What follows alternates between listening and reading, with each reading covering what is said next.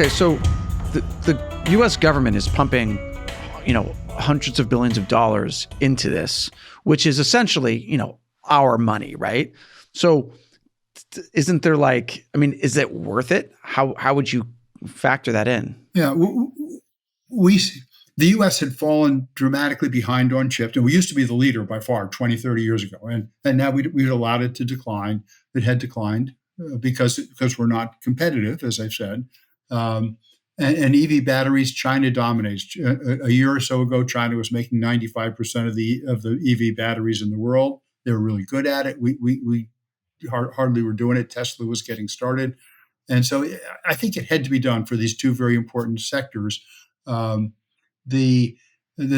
concern, though, is that specifically with the chips, I testified at a Senate committee hearing about a year and a half ago on this subject, on China, U.S. supply chain, security, all this kind of thing. And what I told them was that I was concerned. First, I supported the chips thing, but that my concern was that the U.S. and all the other major countries are building new chip factories. So it's not just here; it's Taiwan, it's South Korea, it's Japan, England, Germany. Everybody's doing it, and so the capacity to produce chips is going to rise dramatically. And I believe that the demand for chips will not rise proportionally, and so there's going to be an excess capacity of chips. And it's generally agreed that the U.S. manufacturing cost on the chips, given today's dollar, et cetera, will be 10, 20% higher than in most of those other countries. So, and we don't assemble enough electronic products here. Think about the electronic things you buy, the cell phones, the servers, TVs, the electronic medical devices. They're almost all made in China or somewhere close to China. And so we're going to have all these new chip foundries with excess capacity. The market price is going to stay low for the chips, and they're going to have to convince China to buy our chips to make these electronic products to sell back. I don't think we can even sell those chips to China, right? That's part of the CHIPS Act. That these are high tech chips that have military, A lot of them aren't high tech. A lot of them are just regular kind of chips. For the foundries that are being built in the U.S. But they're not all high tech. They're not all high tech. Yeah, because the way that the Biden administration has been essentially advertising the CHIPS Act is about the civilian military use, about how this is like high tech. The U.S. is continuing its cutting edge leadership in chips and things like that. Yeah.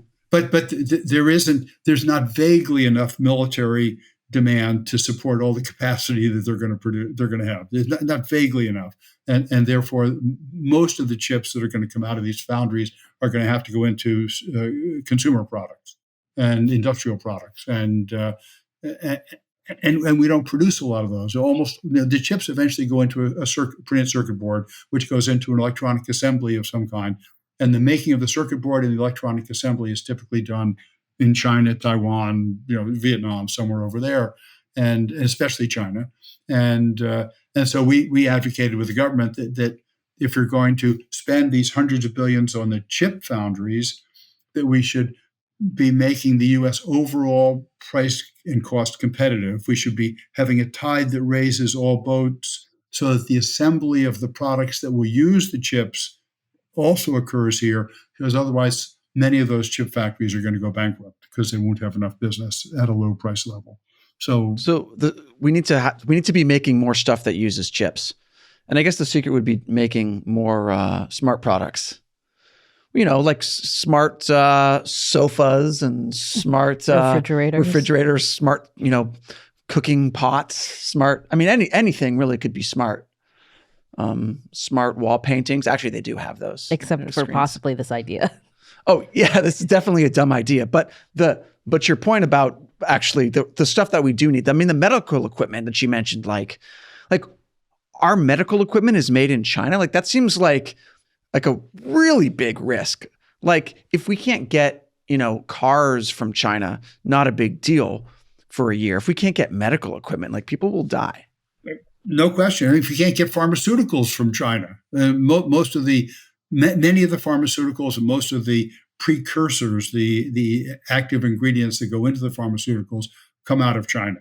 And so the part of the government effort is to subsidize the pharmaceutical industry to produce more here, so we are more self-sufficient. So I agree entirely. But if you look up medical devices and go look at the imports, or you look at the ones that you buy, the breathing machines and all this kind of stuff coming out of China. The one thing that doesn't come out of China and that is made here is the implant. So the hips and the knees and the shoulders and things like that are very, very consistently made here in the United States. There's a heavy industry around Warsaw, Indiana, where 2 or 3 of the companies have huge factories that are producing a lot of those implants. I don't want a Chinese implant. I mean, okay, so there's this trend of U.S. companies starting to move out of China, right? But it started 5, 6, 7 years ago, actually. But go ahead. Sure. But like let's look at Apple, for example. Apple, when I bought my new iPhone this year, I was like, can I find an iPhone that's not made in China? Because I had heard that they're setting up in India and Brazil manufacturing. Could I get one of those at least? But it was not even available here. Apple's still doing a tremendous amount of manufacturing in China, and even though they're adding some factories in other places, like they're still in China, right? It's not like a huge quick move. Yeah, I was listening actually to CNBC this morning, and they had an expert on who was discussing Apple and China. Exactly what you're talking about, and he said yes. I think he said that 20% of Apple's sales are in China and 90% of its production is in China. No, Apple doesn't do the production. Foxconn, Jabil, all these other companies do the actual production for them. But 90% of it's in China.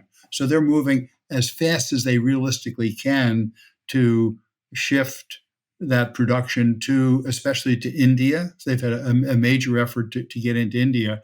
But I read a study by McKinsey, I think, that said that it would take, the McKinsey study, I think, said it would take 8 years to get 10% of the production out of China into India, because it isn't just the assembly, it's you have to get the components, the semiconductors and the diodes and all the electronic devices and the everything else that goes into the phone should be produced locally too, because you don't want to be shipping that from all over, especially not from China, or if something goes wrong with China, you're still out of business.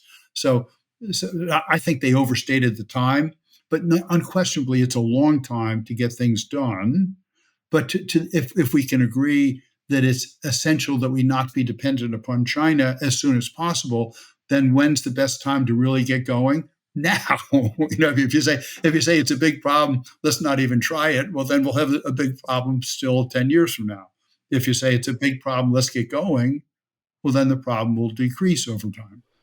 Well, so for an iPhone that costs $1,000 and is made in China, if we were to make that not in India, but make it in the U.S., how much would that iPhone cost?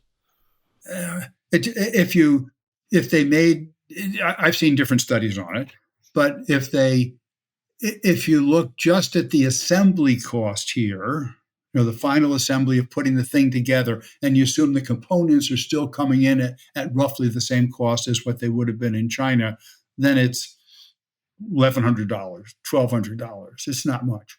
Then the question is, can you get those components here, or can you get the components from other friendly countries that you can depend on when you need them? But I did a study on to broaden that topic a little bit to inflation in general. People say, "Oh, we can't afford to make the things here. We can't afford to get out of China because the cost of living will go up." And it turns out that goods are still, not a huge part of our consumption, and we already make half roughly of the goods that we consume here. And so, if you to get say 2 million jobs back into the U.S., you'd have to raise. You would have a one-time inflationary price increase of about 1 or 2%. and to get millions of manufacturing jobs back into the U.S. So not 1% extra going on forever, but a one-time price go up by 1 or 2%, and then you go back to the trend that you would have been on in the first place. So to me, it's the value of that, to have that security, to have that support of our industrial base, the stronger economy, budget, all those things is well worth a 1% or 2% price increase.